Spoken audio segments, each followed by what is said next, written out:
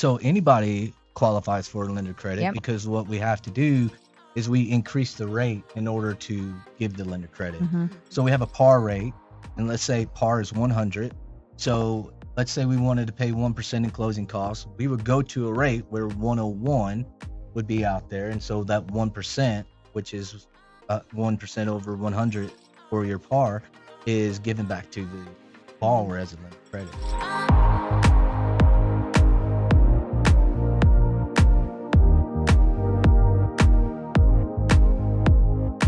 Hey guys, welcome back to Realestatable, your go-to podcast for raw, real, and relevant information in the real estate industry. Today we are talking to Donnie Van Hooser, who works over at Studio Bank. He's a mortgage lender, super knowledgeable, and licensed in every state. Every state, all 50 states. Today, we're going to be talking about the hot topic that everyone is talking about right now. All kinds of misinformation out there between the media, social media, and we want to bring light to loan level pricing adjustments. And Donnie's going to bring some really great information, not only about that, but just different programs and options for your buyers, again, in every state that's that we're servicing. Yeah, so give it a listen. Hey everyone, welcome back to Realestatable. We're the podcast for all things real, raw, and relatable. And we are so excited to have our guest with us today. Ashlee, take it away. We have Donnie Van Hooser here. He's a lender here in Clarksville, Tennessee, but welcome to the show. Thank you. We've already talked about this. Thanks for having me. This is his first time going on a podcast, so he's pretty excited. But I wanted to just talk to you. Tell us a little bit about yourself. Like, where are you originally from? Okay, Clarksville, Tennessee. Oh, you are Born from and here. raised. Yeah. Okay, Clarksvillian. So I wasn't born and raised. So my dad worked for Training and Air Conditioning as a human resource manager. So we transferred to Montgomery, Alabama, La Crosse, Wisconsin, Pueblo, Colorado, and then back out here in '95. So, but I've been we had all my families here. So Yeah. Clarksville's homes. Man, that's awesome. I know someone was like, "Oh, that's a unicorn." I was like, "Really?" I didn't realize so many people. Oh yeah, it's like I feel like it's rare to meet someone from Clarksville. Yeah, yeah? like truly from Clarksville. I Oh, agree. wow. Like I have a handful of friends that are from here, but everybody else I know is like from somewhere else. Yeah, that's the part that I like about our Oh, area, yeah. though. It's very much a melting pot. We've talked several times about raising kids in our area. Yeah. That it's just a very diverse, kind of culturally based area to Yeah. be. Yeah, I know that's it. I've spoken a lot on we're a melting pot also for drivers. Like, it is awful. It is awful. Like you get the Illinois people driving with the Florida people, and it's just like, Well, and like right now, it's raining here Oh, today, God. and it's like, is this worse than snow? Sometimes with the way people are. Yeah, it's we're yeah. probably not the podcast to kind of entice Yes. people to come to our Right. area. Not really the place to be for that. Okay, so how did you get started in the mortgage industry? Okay, so I used to work at Ultra Federal Credit Union, which Okay. was Train Federal Credit Union at the time. mhm. Started there as a part-time teller, moved my way up, and then I did a mortgage for a guy, or I did a refinance for his boat, and he was in mortgages, and he saw that my mom was in mortgages, so he was like, "Hey, man, or in real estate," and so he says, "Oh, you ought to be in mortgages," and I was like, "Well, I've tried to," and I applied there 3 times, but they always told me I didn't have the mortgage experience. Experience. So, Yeah. Yep. so I went off on my own, went with him, and within 6 months, we opened up Tennessee Mortgage Solutions, and it was our own company. And then in 2008, all of that happened, and the Mhm. mortgage market melted. And then I went to go work for Countrywide / Bank of America. Mhm. And then I was there for about 3.5 years, and then it's just been a steady course of like Wells Fargo, SWBC Mortgage, Highlands Residential Mortgage, and now Studio Bank. Yeah. Yep. Yeah. And that's based out of Nashville. Studio Bank's based Yep. out of the Nashville area. Headquartered right in the gold. Yeah. Okay. Yeah. Very exciting. So who owns the Frenchie for the logo? Do you know? No. So here's the funny thing about the Frenchie. So because when I was being recruited by them, he came with the Frenchie on there, and I was like, okay, so what's the deal with the Frenchie? He goes, well, I'm gonna let the CEO tell you. Okay. So the CEO told me, so back in the day, I guess over in Eastern Europe, they used to use the Frenchies as a lap dog to keep them warm in the factories and stuff. Ah. So it was more of a dog like that, and then all of a sudden it moved to France, and it became like French bulldog, and it was like the thing, and then it was become what it became. But the main thing is that he wanted a living logo, and he wanted it something that when you come home and you see your dog, do you smile? Mm-hmm. Yeah, so that's She has a Frenchie. Yeah, I know. Do you So really? there's a Frenchie availability for it. We might have. We need to have these Frenchie lap dogs. Okay, I know we just said it's hot in here, but I'm willing to sweat. I'm willing to sweat for a Frenchie. Like, yeah, and I'm like, do I go home and do I smile at my puppy of a terrorist? Debatable. Whatever. Debatable on that. Yeah, but that's awesome. Okay, well, if you need an actual live mascot, then I have one available. Well, I have a Frenchie collar to give to you. Yes, that's right. Yeah. That's what Lisa was saying, because she also has a Frenchie, and he's something else. She said yesterday we had a client appreciation event yesterday.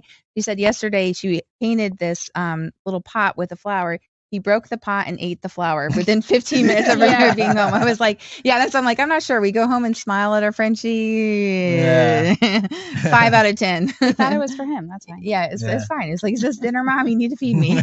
Yeah. That's too funny. We're super excited, though, for Studio Bank, just bringing that to Clarksville. I think that's a huge value add, too. Sure. I think so, too.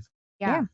All right. So again, with the media going crazy about mortgages and fees, and if you have good credit, it's a negative thing now. Many clients reaching out, just going, okay, so now I need to trash my credit in order to be charged less in a mortgage. And we're like, calm down. Let's bring the truth to the subject. So what can you kind of share with the listener, just what's happening right now and this hot topic? So what happened was the GSEs, which are government-sponsored enterprises, which is Fannie Mae and Freddie Mac, they came out with these new loan level pricing adjustments, and they're called LLPA. And they've been coming out with them since 2008. So that's how they found out in 2008 they were undercapitalized, but they had to figure out a way to get more money. So they ended up putting LLPAs on the government or on the conventional loans, and it's only for conventional loans. VA, FHA, USDA, those loans are exempt. So this is only for Fannie and Freddie Mac loans.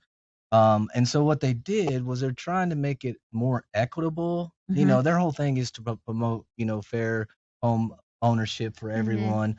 And so what they did to make it more equitable, people that had higher credit scores, they've got a little bit more LLPAs added to theirs, and then on the lower credit scores, theirs were less.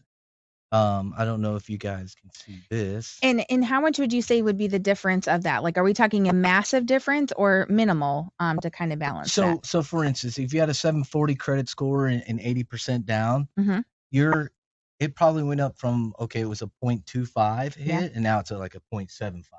Okay, a half a point. Yeah, and so really what that does is it's not an actual fee that you pay. It's actually just in your interest.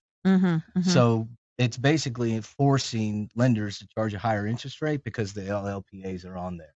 And we'll share these resources too that he's referring to, that he's going off of. We'll share those as well, just to kind of help to add truth to the subject. So really what you're saying is just based off of your for conventional loans only, not any of the VA, FHA, USDA. You're saying that as you're in a higher credit score bracket, you're seeing maybe about a 0.5% interest increase. So for comparison, someone who's going to buy a $400,000 home and they had a 740 credit score and had 20% down, their fees would increase from $2,000 to $3,500. Okay. And then someone who had a 640 credit score with 3% down, their fees went from $11,000 to $6,000. Okay. So now their fees are lower, and that's kind of how they're trying to make it equitable that way. Do higher credit scores get punished?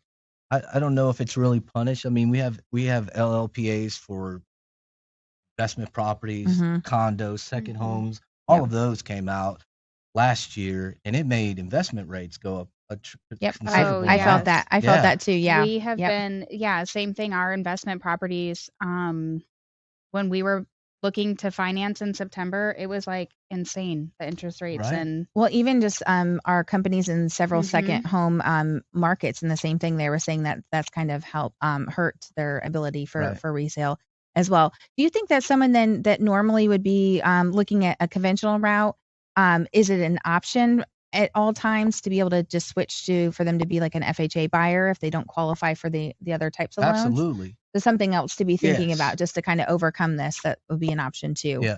Yep. Just kind of educating through that. That's what I was thinking too, just talking with buyers that have come through and said, okay, I got to trash my credit and no, that's not how this Yeah. works. Let's not go that route, but just maybe looking at other lending options for affordability as well.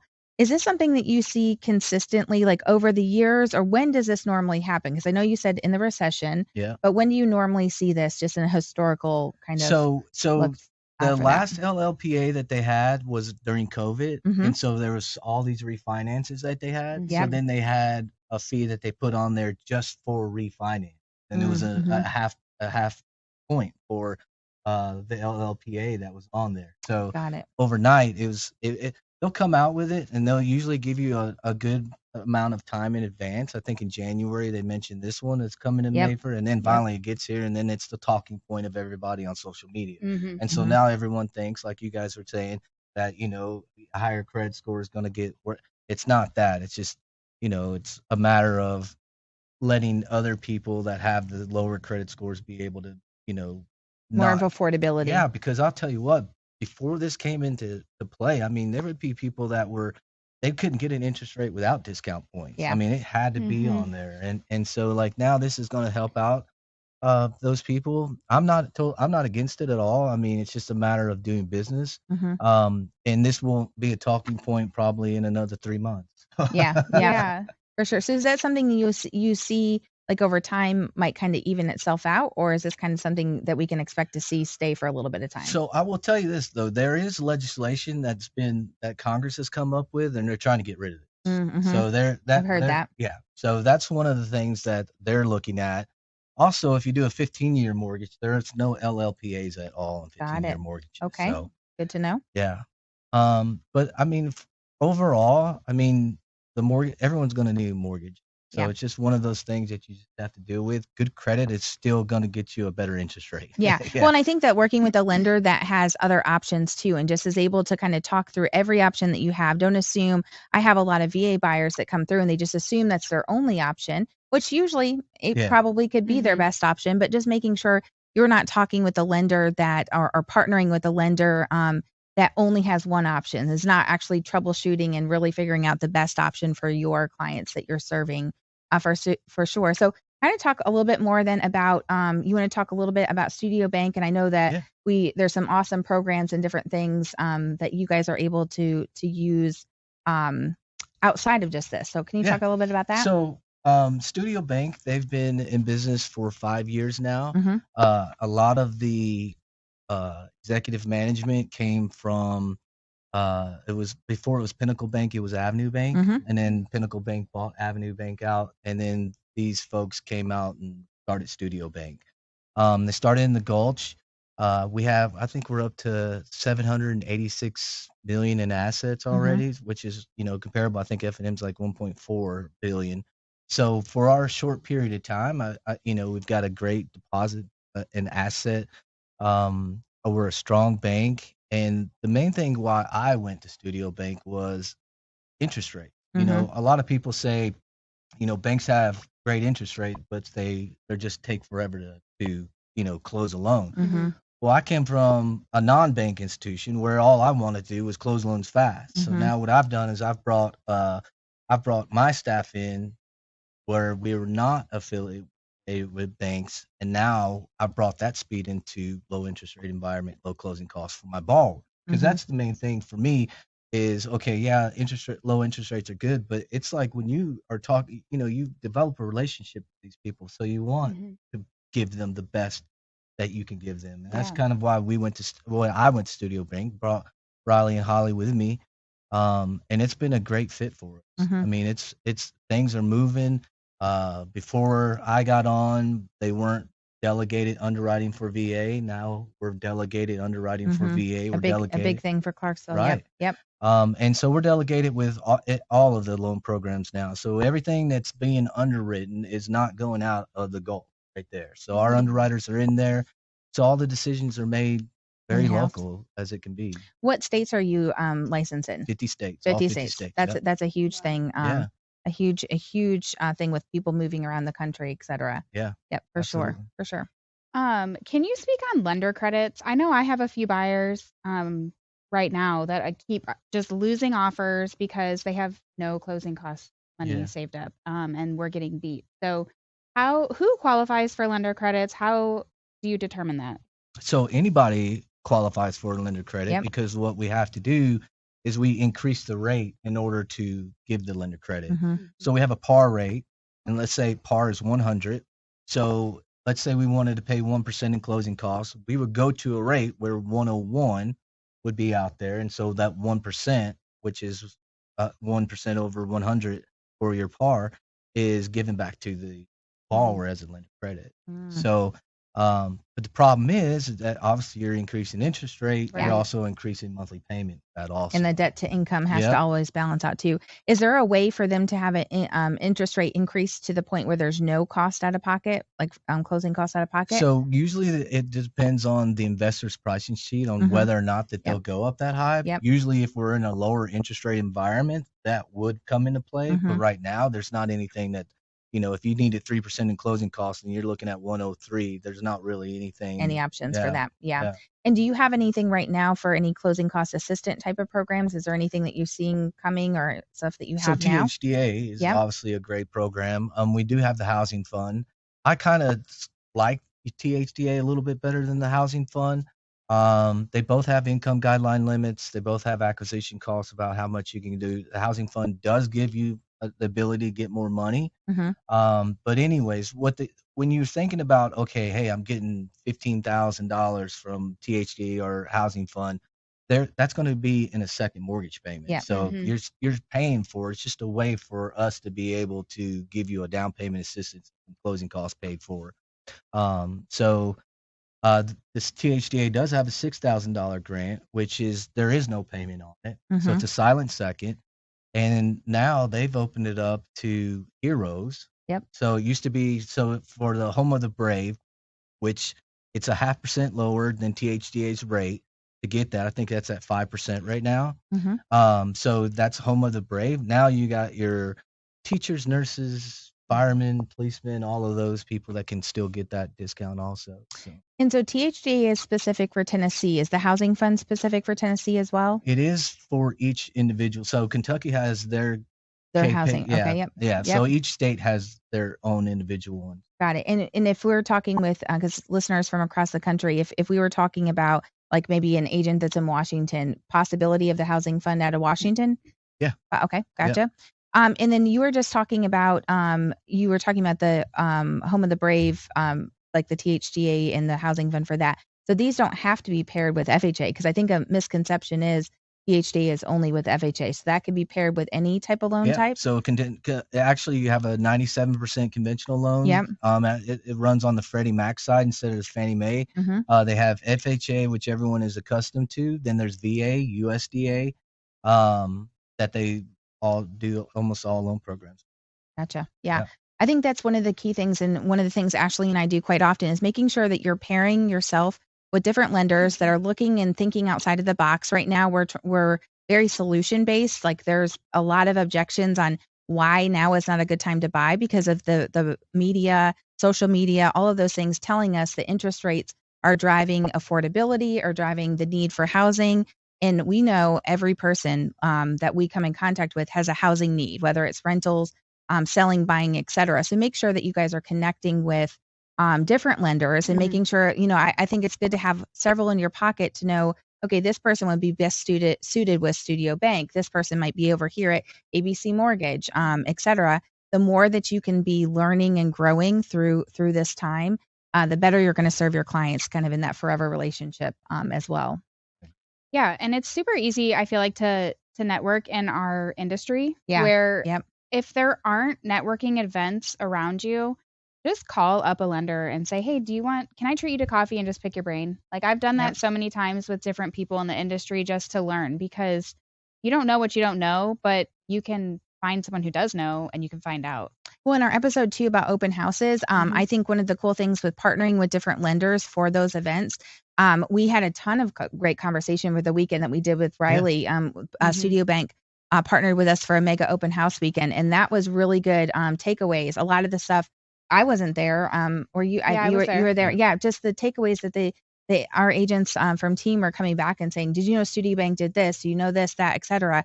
Well, you don't know unless you're actually getting in front of different lenders. And I always kind of say rule of thumb is 6 months ago is different for every company as it is now. Yeah. 6 months ago is different for us as agents in this industry. We have to continuously be getting in front of it, making sure we're best serving who we're around as well. Yeah. Okay. So question. Okay. Where do you predict interest rates are going to go? I know you don't have a crystal ball, but just from being in the industry for a long time, the golden question, that's right? What people always say that for us too. So all eyes on Donnie now. Yeah. What's the answer? Get my little and it's just set in stone. So really, the Fed increasing the interest rates like they are, the Fed funds rate. So what that eventually does is it lets the steam out of the fire engine that we're in right now. And when that happens, obviously we start getting into a recession. And when you get into a recession, you start getting lower interest rates. So really they're thinking about in the fall that they're going to start moving back down.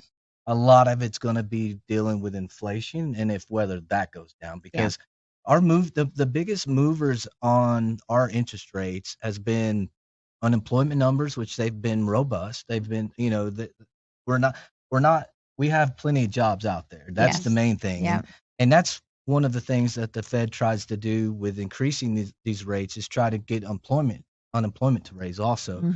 So when they're out doing this, they're trying to take the wind out of the sails. And when that happens, consumers don't spend as much, companies don't make as much. And so when that happens, it goes into the 10-year treasury. People start getting into, because that's our safe haven. That's why that rates are based upon the 10-year treasury. Yeah. And so when people start buying into that, and inflation keeps going down, then we'll see. I mean, I would think that our rates would get into the 5s pretty soon by the fall, and hopefully in the 4s. I would love that. Nice. Yeah. Fingers crossed. Everybody put the good vibes into the universe for that.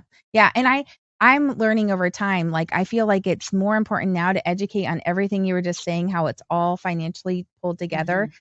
Learning how to kind of speak that cadence towards your clients is more important than ever, because they are getting their information. And I wouldn't say it's all misinformation, but it's a lot of information overload. Yeah. So being able to be that source of truth, or even just having, a resource like this podcast today to be able to share with your clients to say, hey, this is really speaking the truth, is coming out of, different resources that I'm educating myself on. I never thought that I would have to have that depth of a knowledge on that.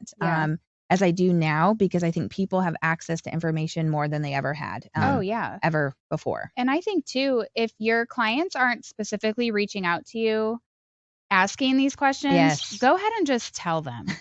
Like, record yourself in a video, call them, send an email, because people are going to believe what's on the media, on the news, on social media, what their friends are saying or parents or whatever.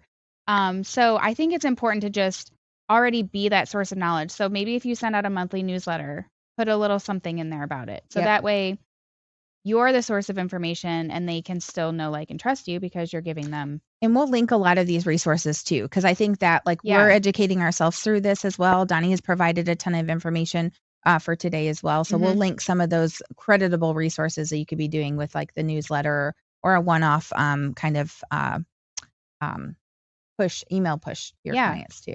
Yeah, make it super simple. But if they're not asking you, you need to just tell them. Honestly, that's just what at it this is. point, especially for those that are considering the buy, like whether or not they're considering the buy process, or they're considering renting, but they have the income and the budget to possibly purchase as well. You could even use this as, now I'm like thinking, because I actually have a client with Riley who has ghosted both of us. And so I'm like, maybe I should just educate them and say, XYZ, like what we talked about today, and just see if that maybe sparks, because I've done the guilt text that we talked about before, and that didn't work. Yeah, talk about that guilt text, just in case this is a one-off, because this is like a money text message. Yes. So anytime somebody starts to ghost me, I basically send them a text message, and I'm like, hey, just want to just wanted to find out and see if you guys are still looking for a home. I certainly don't want to be bothering you or be a bother or be annoying, whatever word you want to use. Just let me know if you're taking a break. And like 9 times out of 10, people will respond to that, because they're like, oh no, you're not being annoying. We're just super busy, or we're whatever it is, they'll usually tell you, but not with this one. But not I cannot get this is a 1 out of 10. I cannot get her to budge. I'm like, where are you? do I need to come knock on your door? Yeah, exactly. But that would be good though, just to be like, hey, just some more information, providing value to that client too. Yep. So if someone wanted to get connected with you, being licensed in 50 different states, and I feel like just from a place of knowledge, like if you wanted to kind of pick Donnie's brain for anything, how would someone find you? Best way to connect with you? Where would that be? So you can email me at donnie.vanhooser@studiobank.com or phone number 615-415-5377. I do have a website. It's Studio Bank, and you just search for Donnie Van Hooser. But I'm open to whether people go through me or not. Yeah. I mean, I mean, I feel like I'm a wealth of knowledge. I've been in it for 20 years, and I really love educating people. So, you know, I'll answer any question for Lisa anybody. said that several times. She's like, this is my best source of information. I'm like, oh, poor Donnie. But also she's continuously just growing, learning and all of that stuff. So I know she's vetting for that too. And if someone wants to connect with you on social media, better platform to do Facebook. that? Facebook would be good. Searching for you there too. I see you all over the TikTok. I am all over TikTok. But like TikTok, everyone's like, oh, I have to do a TikTok together. But like TikTok is like so like just you and the camera. Yeah. So, it's we hate it. We're trying the TikTok. We're trying the TikTok. And all of our younger, staff and agents are like, it's not the TikTok. I'm like, it actually is. Yeah. So now we just basically put the in front of everything. No. We're like the Instagram, the Insta. The Insta, the Facebook. but I'm on the Instagram, TikTok, and Facebook. I also think that he does put out some pretty funny content, some pretty relevant content, etc. Just someone very approachable. But I can vouch what he's saying. If you guys have a question, want to connect with him by email or phone call, definitely a wealth of knowledge out there for you. But we always end every episode with the 3 main questions we ask every guest that's on here. So would you say, we want to know, is there been a book that's been super influential to you in business that you've read over the years? Anything that you say has been impactful? So the book, Eat That Frog. I don't know if you know anything about that, but oh, I've never heard of that. I'm like super interested now. All right, I'm hungry. So, so I mean, my first experience with frog legs is I thought it was chicken at a buffet. My dad goes, oh, you know what you're eating? I'm like, yeah, chicken. He's like, and he goes, is it good? And I'm like, yeah. And I'm eating it. And then he's like, those are actually frog legs. Yeah. And I'm like, well, I don't want them. And he was, I thought you said they were good. And I was like, well, the thought of eating Kermit really doesn't Oh my gosh. But the thing about it is like, that's the worst thing you would want to do is eat a frog, right? So what it's trying to tell you is that if you want to be productive and you want to get your day going, if you've got something that's pressing, like you have a phone call that you need to make, or you got to do something that you don't want to do, that's the eat the frog. Do that first. Yeah. Yep. We've talked about that on checklist and mindset, production, all why of that can't stuff. I do it? Because it's frog legs. We're not eating Kermit. I used to eat frog legs when we used to go this place in Indiana. Canceled. No, oh my gosh. No, it was, man, I can't even Okay, think so of you what need it's to think called. of something that's besides eat the frog. What is it that you wouldn't want to do? That needs to be the concept on that. So that helps you just kind of push through to like, do the hard things first. Because I'll stew over stuff, just trying to through my head, going through all the scenarios and stuff like that. And then, 97% of the time, your perception of what you thought it was going to be is not that. Yeah. So and it takes 5 minutes. Like, isn't it like, wait, I just wasted 5 days. Yeah. What the heck? Stressing, sweating about it, literally just like. So you may or not need to read the book, Eat the Frog, but the concept there, if you do need a little bit more push, that's a good one. Yeah. What are your hobbies outside of mortgage? Like, what do you like to do? Play golf. I told you he was going to say that. I said, you're doing the golf tournament in June? Yeah. I'll be playing in that. I've never played golf Really? in my life. Oh, Putt-putt. right on. I'm all right at putt-putt. Can you make sure that there's a last place trophy? There is a last place. Okay, we are great at winning that. We've won last place in bowling 2 years in a row now. Oh, nice. So we're pretty very good. difficult. We're getting pretty athletic, some might say. I actually thought we were we just got our trophy like a month late because we left for Vegas in the middle of that, and we just got the trophy. I was like, dang it, I thought we actually were increasing. So I got a few strikes, so you guys need to get your stuff together. That was not an Ashley problem. But yeah, we're doing that, and then we're going to be having a charitable golf tournament too in the fall for Sunshine Kids. Really? So we'll connect with you on that. Yeah.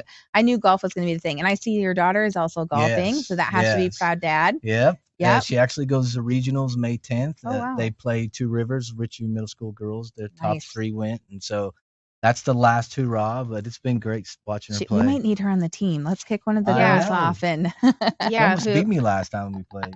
Okay, we need her. Well, I don't know. Are we going for last? Or are we actually trying to? I think she carry the team we of could 4? get last even if she was on the team. Like we'll probably bring it down so far. I told Mark, I said you need to take me to like hit a bucket of balls, and he said he would, but then he's like, you really learn when you actually play the holes. And I was like, dear Jesus, we don't have enough time. But there's not enough time. Like a bucket of balls, as many practices. It's just. Can you go in the pond water? Like, I don't know.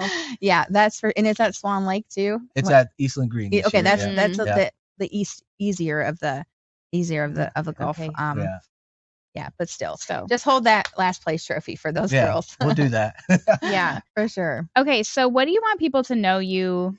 Like how you want them to know you by, like, or remember you by, or like legacy kind of. Yeah. So, a lot of that for me is, I'm not all about like trying to, for 20 years, I've had to blow myself up because that's what we do. We have to, be out there and everything like that. But if it came to me, it would be more of less of how I treated other people and being a service to other folks and stuff like that.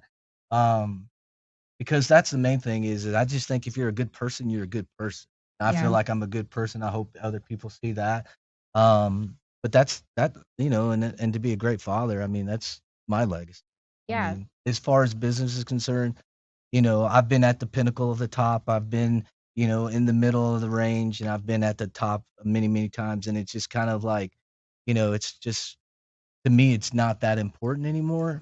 It's more important about the quality of life and being able to, share good times with friends, golf, and all that kind of thing. So. I remember, I don't know if you were at the office, but I saw the pictures, saw the video of you superhero dancing with Tara at our office. And I know that's a core member for most. It was like he came in and saved some deals or something for Tara. Right. And my gosh. He had the guts to come in superhero dressed up for her legacy presentation at the office. So I love that. It was called Hero Loans. It was Hero Loans. Yeah. I wore a Superman t-shirt underneath. Yeah. So how he left people thinking as their hero and loans. Oh my gosh, I love that. Yeah, for sure. Well, it was awesome having you. This was great. Lots of really good information, and we'll share some resources. We'll connect you to Donnie as well. But if you guys have anything loan wise, mortgage wise, golf wise, this is the person you want to connect with. So I'll definitely be hitting you up for golf tips. Right on. And the last place trophy. Yeah. All right. We'll see you guys next time. Thanks. What a great episode we just had with Donnie Van Hooser with Studio Bank. A ton of great information, kind of clarifying some stuff that we've been hearing out in the media, just hopefully bringing some light to different ideas and topics that you can be talking with your clients to help you kind of gain the business, gain traction with them. Yeah, I feel like talking with him has given me a little bit more confidence in how I can communicate what's going on with my clients. And I think another takeaway is actually a point that I brought up, and it's funny because I didn't think about this before, but like as we're talking through things, I'm like, man, I should do this or do that. But it's just getting ahead of your client's questions and just explaining the situation of this. That way you can get ahead of their questions. Well, not only that, but they're not going to go find the answers themselves. Or they're not, as a consumer, they're being educated as this information is coming at them, or they're like, oh, no, already been addressed, been kind of tackled too. I think that's the case kind of in every direction on like the buy versus rent versus move versus not. Just getting ahead of that. I think that was one of my biggest takeaways today is what are we doing to be proactive and not as reactive in everything that is being communicated to us. And I think that as consumers, more is being thrown at them than we actually are really hypersensitive to. So just kind of be thinking that way and performing as a pro in the market for your clients. Definitely a takeaway, aha moment for me as well. Yeah, I agree. If you guys found this episode helpful, make sure you download, subscribe, and give us a 5-star review. We are on all the social media platforms, so that's where you can find us, and we will see you next time. See you guys.